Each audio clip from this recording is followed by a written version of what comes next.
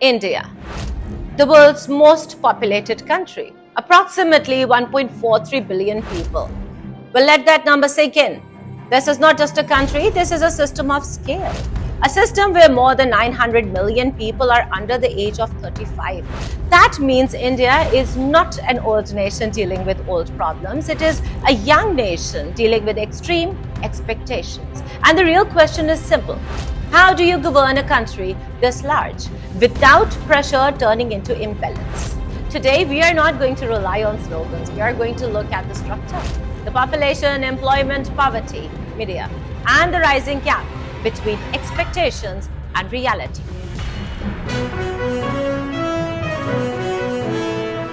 So firstly, the population and demographic structure.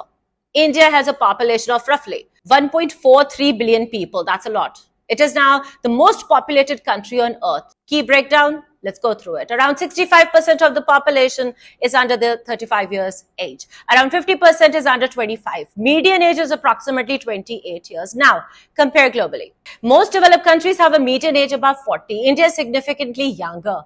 Economists call this a demographic dividend. But here is the truth. A dividend is only useful if it converts into opportunity. Otherwise, it becomes pressure. Now coming to the employment reality. Let's talk. Based on International Labour Organization estimates and national labour surveys, overall unemployment is around 6 to 8%. Youth unemployment in the urban areas around 17 to 20%. And that is not the full picture because employment quality, it matters. And in India, over 80% of the workforce is in the informal sector.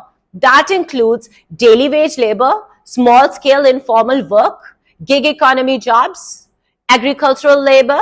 So technically, many people are employed, but structurally, most jobs lack stability. No long-term contracts, no strong security. So the real question is not only how many are working, it is how secure is that work. Now let's talk poverty and the economic divide. India has made significant progress in poverty reduction over the last 2 decades. Extreme poverty has dropped sharply. Current estimates suggest around 5 to 10% of the population still lives in extreme poverty, depending on the measurement method. Well, we call that progress, but now comes the second layer, inequality. Because India's growth is not evenly distributed. You have a rising urban middle class, a large low-income population, a small high-income elite. So growth does exist, but access to that growth is uneven, and that creates tension between perception and reality. I hope you understand that. Now, urban India versus the rural India. Urban India tells one story. Rural India tells another. In cities, tech expansion, we see that, digital economy growth, infrastructure development. But in the rural regions, agriculture dependency, income volatility, limited job diversification.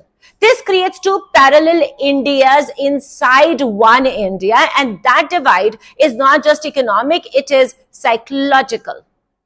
Do you understand? Now coming to the media and political discourse. India has one of the largest media ecosystems in the world. Hundreds of TV news channels, massive digital platforms, extremely high political engagement online, but it is also one of the most polarized information environments globally. Critics argue media often aligns with the political narratives. The Godi media, must have heard the term. Supporters argue it reflects democratic diversity. Both views exist simultaneously, but what is undeniable is this. Listen to this. Public opinion moves faster than the traditional institutions now.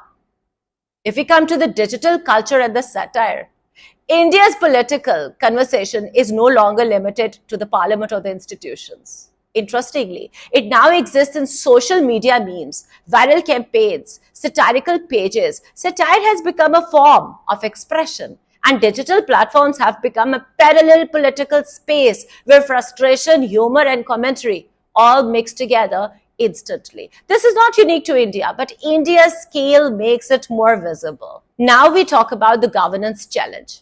Step back. What are the core challenges in a system like this?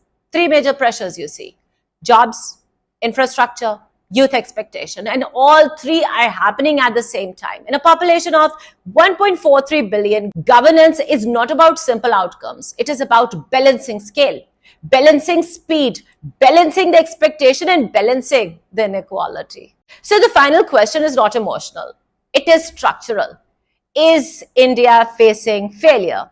Or is India facing scale complexity? Because when you govern over a billion people, the real challenge is not only growth. It is whether growth reaches everyone at the same speed. And that is the debate that actually matters. This is your very own Fariha Farooq, and you're watching Red Lines. Take care. God bless. See you soon.